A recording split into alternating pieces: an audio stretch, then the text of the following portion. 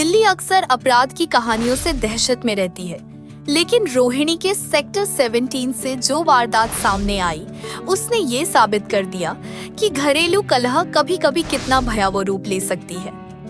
एक मामूली सा झगड़ा देखते देखते दोहरे खून में बदल गया और एक परिवार हमेशा के लिए बिखर गया। शनिवार की दोपहर करीब 3 से 4 बजे के बीच दिल्ली पुलिस को एक युवक का फोन आया। कॉल करने वाले ने बताया कि उसकी मां और बहन की हत्या हो गई है। सूचना मिलते ही पुलिस टीम मौके पर दौड़ी और जो दृश्य सामने था उसने सबको स्तब्ध कर दिया। घर के एक कमरे में 34 वर्षीय प्रिया सहगल और उसकी 65 वर्षीय मां कुसुम सिन्हा खून से लथपथ पड़ी थी। पास ही हत्या में इस्तेमाल हुई कैंची भी बरामद की गई। दरअसल इस खून खराबे की शुरुआत कुछ दिन पहले ही हो चुकी थी।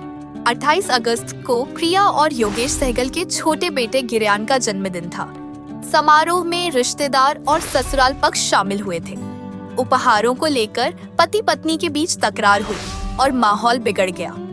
रिश्तों में दरार इतनी गहरी थी कि कुसुम सिन्हा ने बेटी के घर पर रुककर मामले को शांत कराने की कोशिश की, लेकिन ये प्रयास नाकाम रहा।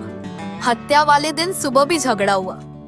इस बार बात इतनी बढ़ी कि बेरोजगारी और तनाव से जूझ रहे योगेश ने गुस्से में आकर पत्नी और सास पर कैंची से वार कर दिए। दोनों की मौके पर ही मौत हो गई।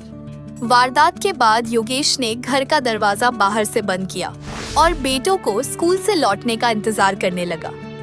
पुलिस पूछताछ में उसने बताया कि उसका इरादा बच्चों को किसी अनाथालय या मंदिर में छोड़ने का था, ताकि वे भविष्य में परेशानी से बच सके, लेकिन इससे पहले ही वो दबोच लिया गया।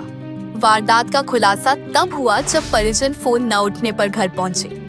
दरवाजे पर खून के धब्बे देखकर शक हुआ और ताला तोड़ा गया। अंदर का नजारा खौफनाक था। 2 लाशें और चारों तरफ खून के निशान। बहनोई ने तुरंत पुलिस को सूचना दी और योगेश पर बेटों के साथ फरार होने का आरोप लगाया। योगेश कभी ज्वेलरी की दुकान पर कारीगर का काम करता था, लेकिन पिछले कुछ समय से बेरोजगार था। ये बेरोजगारी और आर्थिक दबाव झगड़ों की जड़ बन गए थे। पुलिस का कहना है कि बार-बार के विवाद और तनाव ने आखिरकार इस हत्याकांड को जन्म दिया। ये घटना सिर्फ एक हत्या की कहानी नहीं है, बल्कि उस सच्चाई का आईना भी है जो कई घरों में रोज घटती है। घरेलू झगड़े, आर्थिक तंगी और संवाद की कमी धीरे धीरे रिश्तों को खा जाती है। इस मामले में नतीजा बेहद खौफनाक निकला। एक माँ और बेटी की जान चली गई। 2 मासूम बेटे अनजाने गुनाह की सजा भुगतने को मजबूर हो गए और एक आदमी सलाखों के पीछे पहुंच गया। रोहिणी का ये मामला समाज के लिए चेतावनी है कि पारिवारिक कलह को हल्के में न लिया जाए। छोटे छोटे विवाद अगर समय रहते सुलझाए न जाएं, तो वे कभी भी एक त्रासदी का रूप ले सकते हैं।